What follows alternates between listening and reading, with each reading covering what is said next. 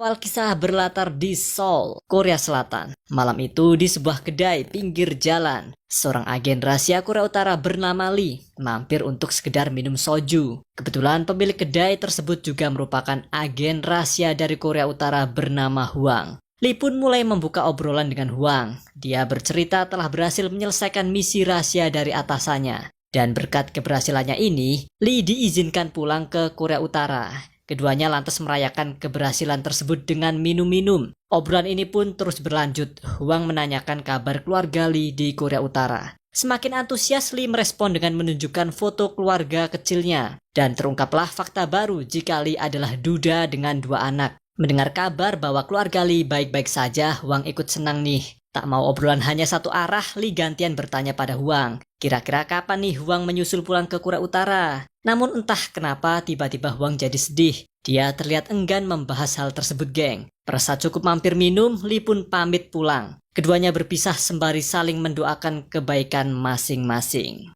Selesai mampir dari kedai, Lee bermaksud pergi ke pelabuhan untuk pulang ke Korea Utara. Namun dalam perjalanannya itu tak disangka dia diuntit oleh pihak NIS alias Badan Intelijen Korea Selatan. Meski sempat melawan namun Lee sadar dirinya kalah jumlah. Tak punya pilihan lagi, Lee berniat menyerah. Namun entah apa yang dipikirkan Lee, dia terlalu gegabah merogoh saku yang membuat NIS mengira Lee akan melawan petugas. Akibatnya Lee ditembak mati padahal dia cuma mau mengambil foto keluarganya di saku jaket miliknya.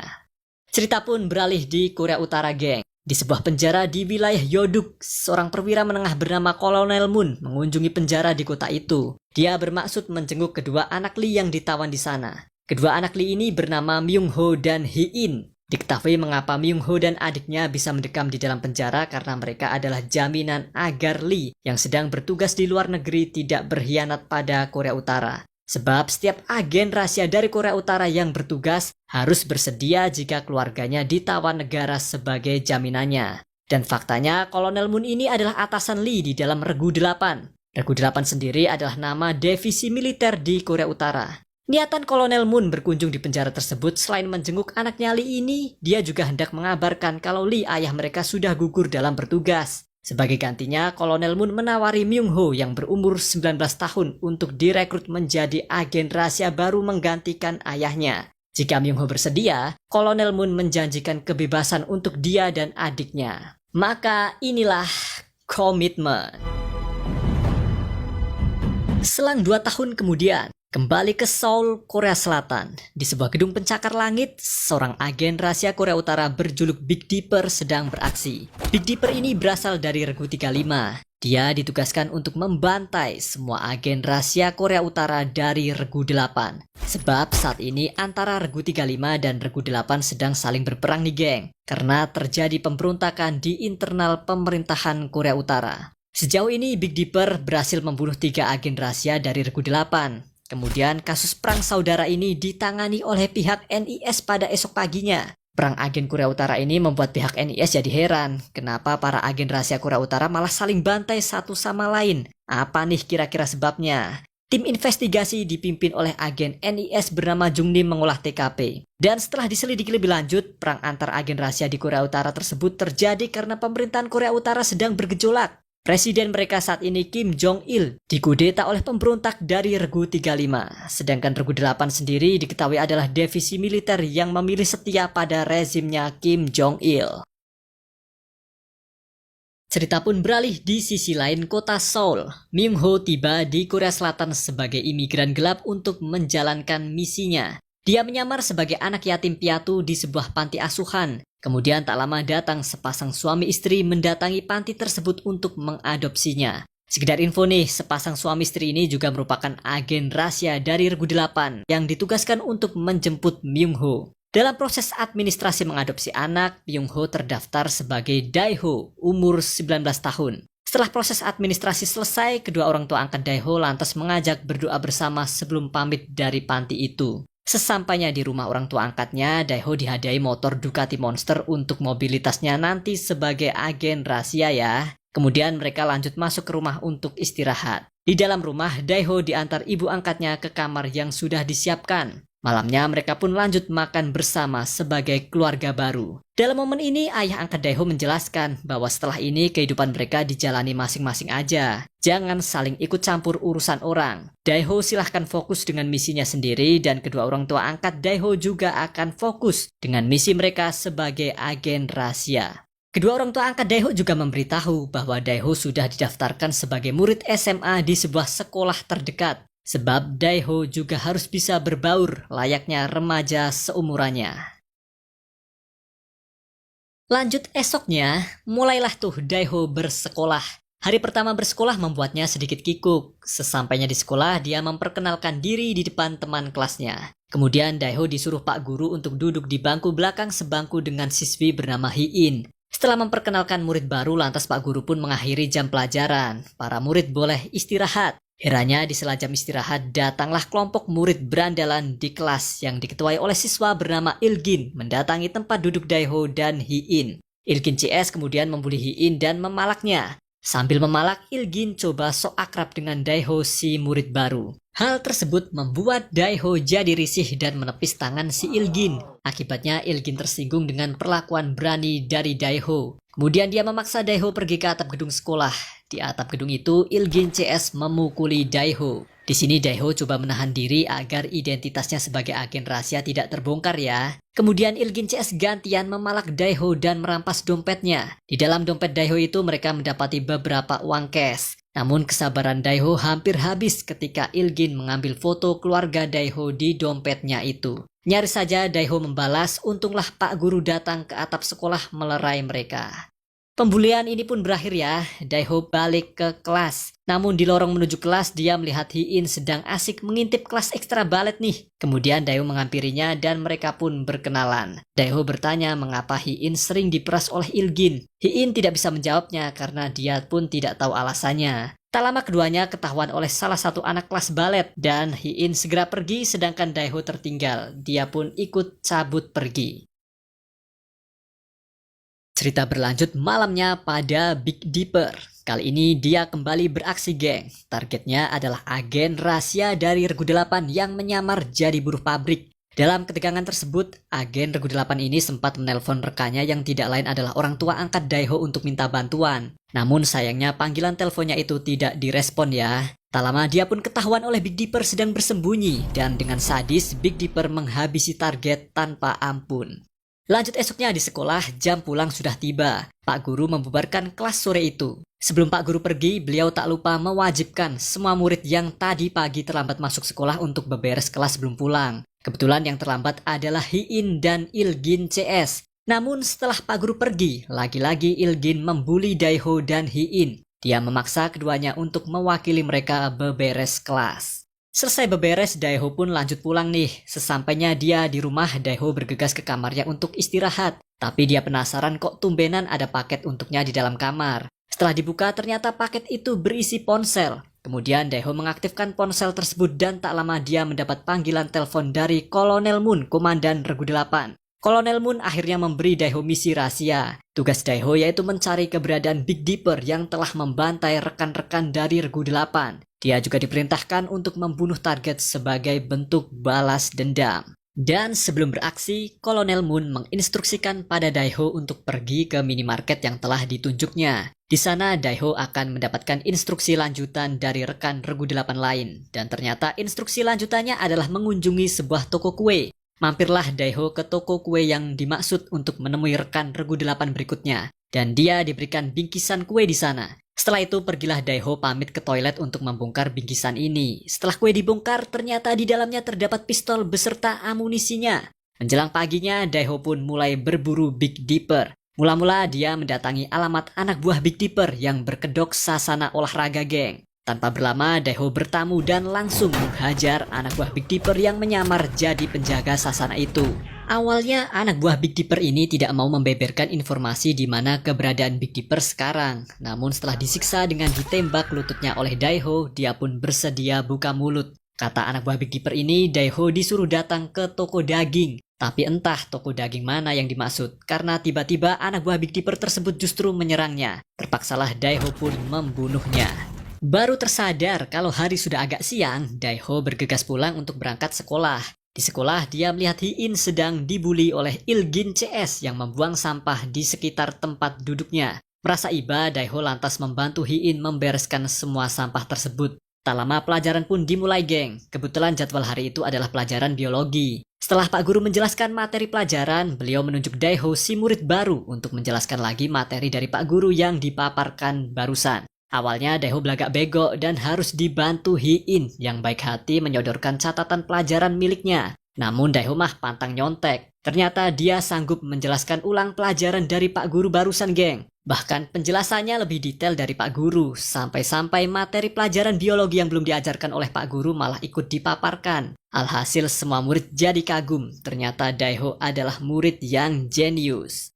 Singkatnya, pelajaran biologi berakhir, jam istirahat pun tiba. Daeho pergi ke ruang kesenian karena kemarin dia melihat ada piano di sana. Ketika melihat piano itu, dia jadi teringat nasib adiknya yang masih ditawan oleh Korea Utara sebagai jaminan. Tak lama Hiin menyusul ke ruang kesenian tersebut ya. Dia kira ruangan kesenian lagi kosong, ternyata ada Daeho. Mengira kalau Hiin sedang butuh ruangan kesenian ini, Daeho pun mengalah dan pergi. Di lorong, Daeho sempat berpapasan dengan teman-teman kelasnya yang menuju ruang kesenian. Setelah Daeho pergi, Hiin mulai latihan menari balet sendirian nih, geng. Ternyata Hiin adalah murid yang berbakat dalam tari balet. Dan tak lama teman-teman kelas yang biasa membulinya datang ke ruang kesenian itu. Hiin jadi kikuk dan mau buru-buru pergi, akan tetapi dia dicegah oleh teman kelasnya itu ya. Daeho menduga Hiin pasti sedang dibully nih. Namun kali ini dia pura-pura cuek karena ada misi yang harus dikerjakan.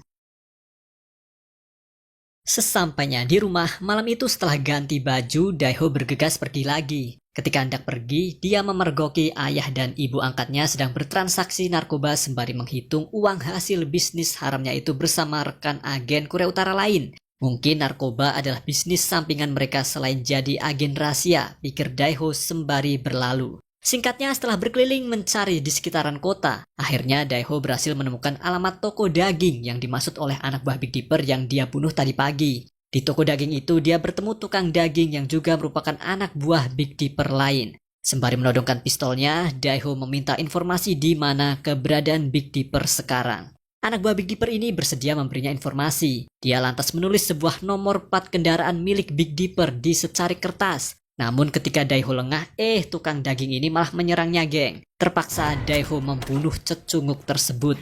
Singkatnya, hampir semalaman sampai pagi tiba, Daeho terus mencari mobil Big Dipper. Setelah terus mencari, akhirnya dia menemukan mobil target di sebuah parkiran, geng. Kemudian Daeho mengawasi dari kejauhan mobil tersebut. Tak lama Big Dipper pun keluar dari persembunyiannya dan mulai berkendara. Daeho pun menguntitnya sampai di perhentian lampu merah. Merasa inilah momentumnya, spontan Daeho beraksi dengan menembaki mobil Big Dipper. Meski berhasil menghindar dari serangan maut barusan, mobil Big Dipper mengalami kecelakaan akibat bannya meletus terkena peluru dan menabrak pembatas jalan dengan keras. Hal tersebut membuat Big Dipper pasrah karena dia terkunci di dalam mobil. Gerak cepat, Daeho mengenakan topinya dan hendak mengeksekusi target. Tapi dia baru menyadari insiden kecelakaan ini justru menarik perhatian banyak orang. Tidak mau identitasnya terbongkar, Daeho pun memutuskan pergi sebelum sempat membunuh Big Dipper. Sejenak kita beralih di markas NIS. Insiden kecelakaan tadi sempat rekam CCTV tentunya. Pihak NIS menduga jika kecelakaan tersebut adalah perang saudara antar agen rahasia Korea Utara. Kemudian agen Jungnim dan rekannya pun segera bertindak. Mereka segera melacak siapakah pemuda misterius pengendara Ducati Monster yang sempat terekam CCTV. Lanjut di sekolah, di sela jam istirahat, Daeho menyempatkan berolahraga untuk menjaga kebugarannya. Selesai berolahraga, dia melihati foto keluarganya sembari melamun sendirian. Tak lama Daeho mendengar kegaduhan di lantai atas. Setelah dicek, ternyata itu ulah Ilgin CS yang sedang membuli Hiin. Lagi-lagi mereka memalak Hiin. Hiin sempat melawan karena uangnya yang dipalak itu untuk membayar les balet. Akibat perlawanan Hiin ini, Ilgin mulai bertindak kasar nih hingga membuat baju Hiin sobek. Daeho yang mengintip melihat kejadian ini tentunya. Dia mengira kalau Hiin hendak diperkosa. Kali ini Daeho tak tinggal diam dong. Dia menghampiri Ilgin CS dan menghajar mereka dengan mudahnya. Tentu Daeho jadi iba melihat Hiin hampir telanjang, geng. Kemudian dia meminjamkan jas alma maternya untuk Hiin kenakan pulang. Dan singkatnya setelah kejadian itu, esoknya Hiin bolos sekolah. Hal tersebut membuat Daiho khawatir dengan keadaan Hi-in hingga membuatnya melamun. Dalam lamunan Daiho ini, tiba-tiba Pak Guru menegurnya. Refleks Daiho malah memiting Pak Guru cukup keras yang membuat Pak Guru kesakitan. Akibatnya Pak Guru jadi malu dan segera menutup pertemuan hari itu. Jam istirahat jadi tiba lebih cepat ya. Daiho pun segera menghampiri Ilgin CS yang sedang sarapan di kantin. Spontan Ilgin CS jadi ketakutan dengan kedatangan Daiho ini. Niat Daiho menyapa hanya untuk bertanya di mana alamat Hi-in tinggal, geng. Namun karena Ilgin tidak tahu, dia hanya memberinya alamat tempat Hi-in bekerja. Setelah berhasil mendapatkan alamat tersebut, Daiho lanjut pergi ke kantor guru. Dia berniat meminta maaf pada Pak Guru dan meminta izin pulang karena ada urusan. Pak Guru pun memaafkannya dan mengizinkan Daiho pulang lebih awal. Sepulangnya Daiho dari sekolah, dia mampir ke sebuah kafe tempat Hi-in bekerja. Namun kata rekan kerja Hi-in mengatakan kalau temannya itu sudah resign kerja kemarin. Disinilah Daiho benar-benar kehilangan jejak keberadaan teman sebangkunya itu. Lanjut esoknya pas jam pulang sekolah, tak disangka Hi-in menyapa Daiho di depan gerbang dengan potongan rambut baru nih. Terlihat Hi-in tidak mengenakan seragam sekolah ya.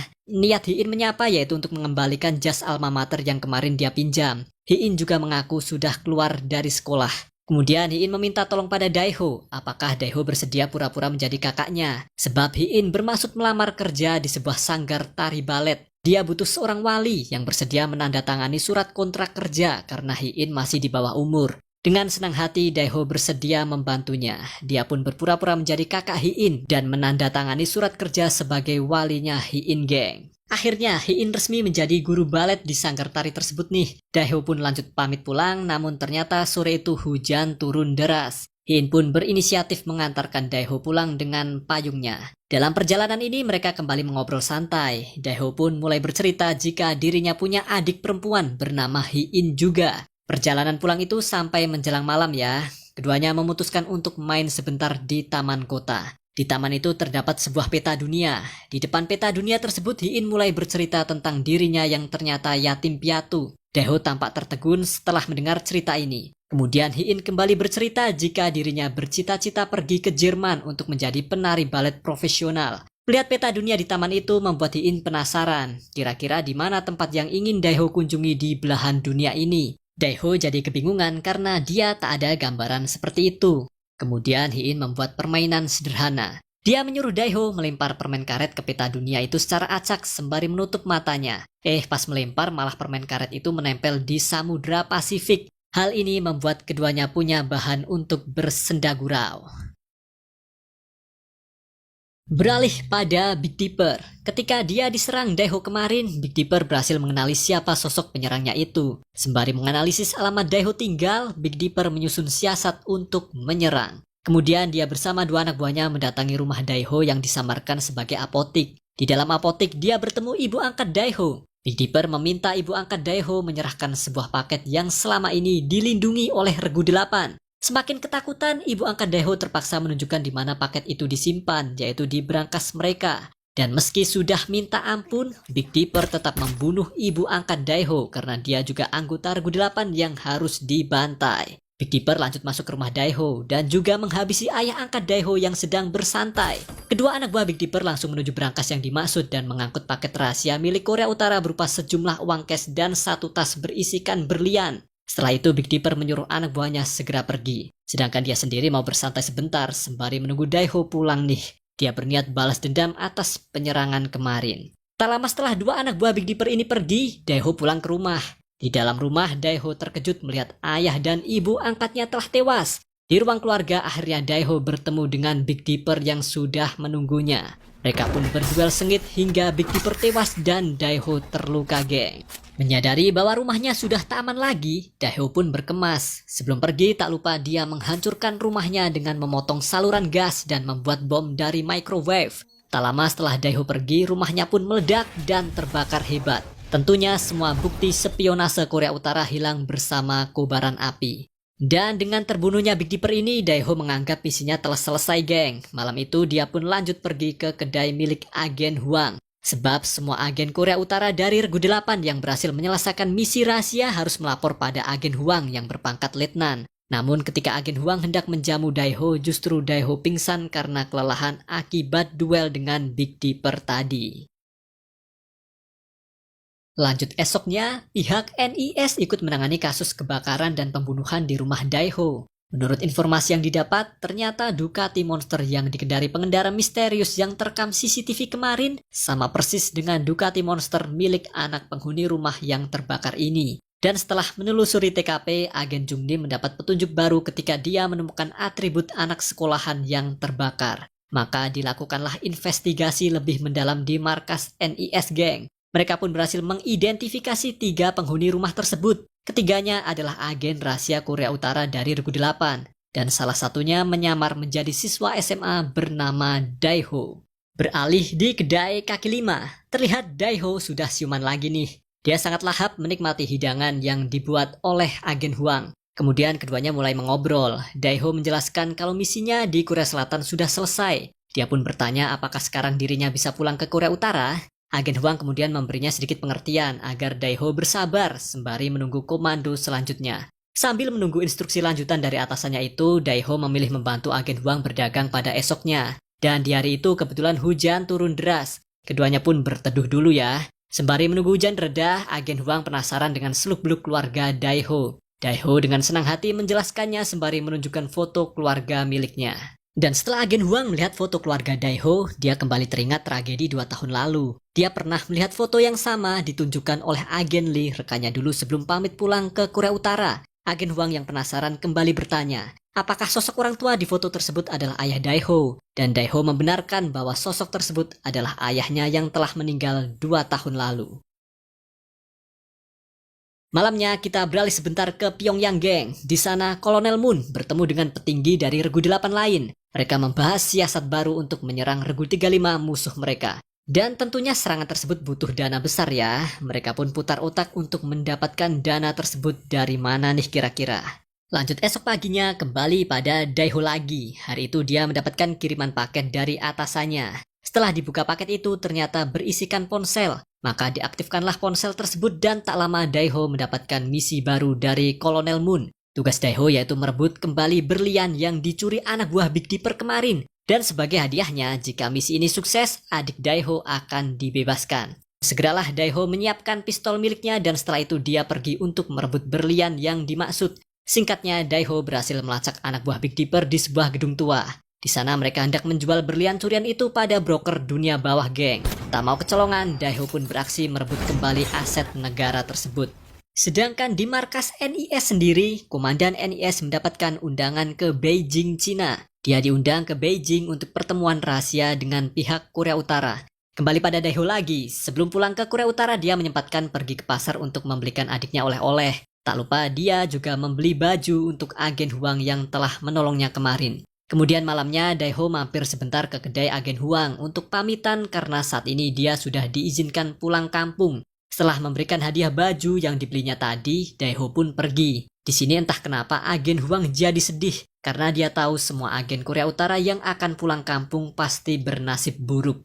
Lanjutannya Daeho juga meluangkan waktu untuk berpamitan pada Hiin temannya ya. Dia bilang mau pergi jauh menjenguk adiknya. Sebelum menuju pelabuhan, Daeho sempat mampir sebentar di taman kota. Di depan peta dunia taman, dia akhirnya jujur bahwa tempat yang ingin ditujunya adalah Korea Utara. Setelah itu, Daeho lanjut ke pelabuhan menemui seorang agen yang ditugaskan untuk menjemputnya pulang ke Korea Utara. Lalu saat sudah menaiki kapal untuk pulang ke Korea Utara, tak disangka agen yang menjemputnya itu justru menikamnya geng. Agen ini mengatakan tidak ada agen rahasia dari Korea Utara yang bisa pulang setelah selesai bertugas. Yang artinya Daeho telah dikhianati negaranya sendiri. Untungnya Daeho mampu menghajar balik agen tersebut hingga tewas.